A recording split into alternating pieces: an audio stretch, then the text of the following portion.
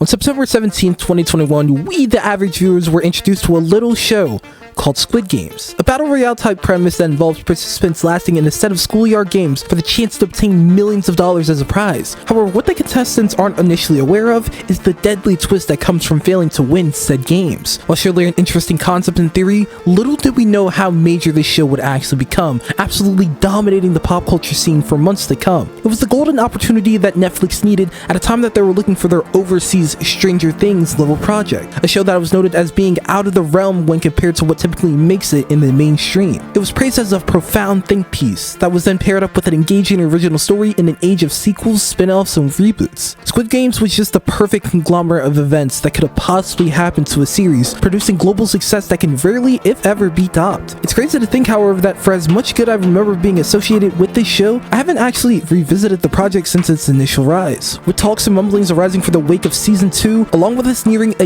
year and a half removed from its initial rise, I figured it's been a solid enough time to see if Squid Game is the groundbreaking piece it's made out to be, or was it just another victim of the cycle of social media hype? And to get the full experience, I watched half in sub and half in dub. Forgot I had another one here. Now, before we get into whether the show has stood this test of slight time, I need you guys to first understand the context behind just how popular this show actually was. I mean, just looking at the numbers, Squid Game has easily dominated the streaming market, not only just becoming an overseas Stranger Things, but actively surpassing its predecessor's most popular season in hours viewed in the first 28 days by nearly 300 million hours. And did I mention that's the closest to Squid Games in total hours viewed on the entire site, despite Stranger Things Season 4 having a nearly 5-hour longer runtime? In fact, if you were to take the gap between the hours viewed in Stranger Things' most popular season and Squid Game's hour viewed and made it a foreign show, it would be the 9th most popular foreign show, which is absolutely insane. An astonishing 2/3 of all Netflix accounts have given this show a chance, and you can see that many people ended up loving it based on social media interactions alone. On YouTubers, you have content creators who were pumping out Squid Game content like it was hotcakes, with everyone looking to get their piece of the pie, whether if it were reaction videos, story analysis,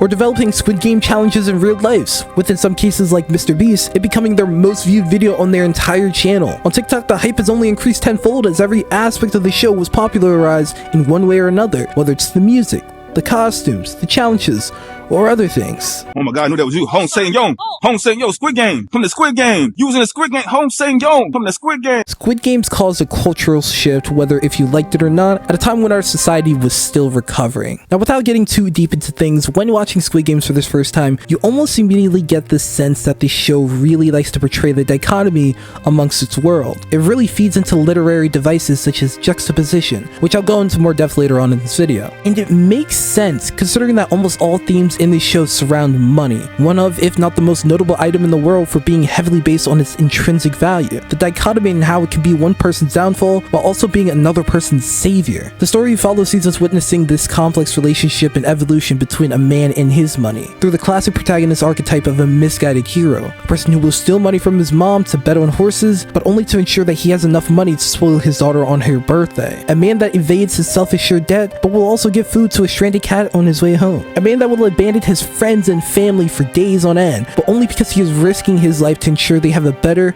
healthier tomorrow. I think that's what's most deeply disturbing about this show, because at its heart, it's all based on some sliver of reality. These people aren't evil. They're just poor. These contestants aren't deranged killers or psychopaths. They're victims of their society, a victim of the harsh immigration practices, a victim of generational trauma, a victim of corporate corruption. The actual Squid Games weren't just what was going on between those island walls. These people all got the short end of the stick of a system that was made to benefit those who were already winning. What was actually labeled the Squid Games was just a more direct representation of that system, with the powerful preying on the weak with their vulnerabilities to fill something that got lost inside when they chased their fortune in the first place. Influence is power, power is money, and money holds mass influence over people's actions, even to the point where they're risking their lives to obtain it. Squid Games can best be described as a show of theatrics, not necessarily in theme, but in execution. Squid Games is an experience, leaving the viewer to have one or more things to ponder about and get stuck in their head by the end of it. That's why so many aspects of the show ended up being a trend in some shape or form afterwards. You have those uniquely shot game sequences, such as the flickering strobe light dorm fights, or the claustrophobic feeling you get in those chase scenes around the building. They gave us the highly marketable outfits, such as the green jumpsuits the players wore, the eccentric, eye-catching masks that denoted the higher-ranked investors, and especially those boisterous pink uniforms the guards wore that pretty much everyone wore for Halloween that following month. And like I mentioned earlier,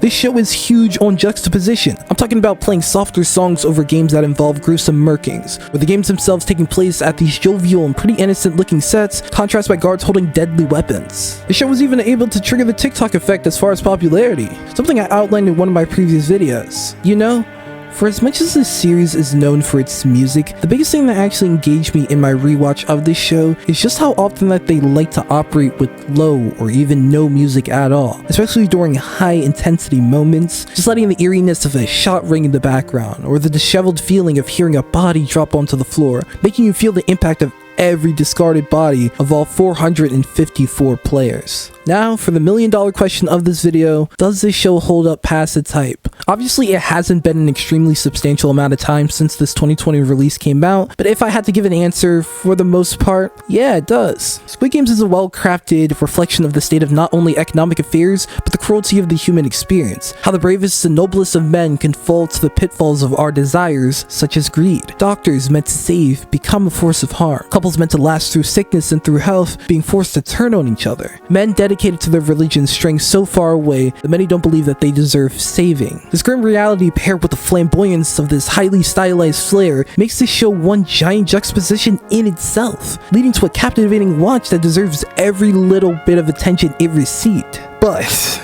I did say that for the most part it does hold up. I would be remiss if I weren't to talk about the flaws, which are more nitpicks than anything, but definitely can be distracting if you tend to think too deep into the logistics of things. And the show's theatrics, it just unfortunately tends to lead to certain details that force one to make some major leaps and assumptions because they really don't make any sense, or other moments that flat out aren't explained at all, such as the entire existence of the Squid Games itself. You would think that after round 1 with the 201 people that survived, they would try to report this issue to the police like player 456 did once they were free, especially those who chose not to return to the game, especially if these games have been played multiple years on end before. So even if the story sounds crazy from one person, multiple people having the same story should logically warrant some sort of investigation. During the games themselves, you just have some people given plot armor of the century, as they are able to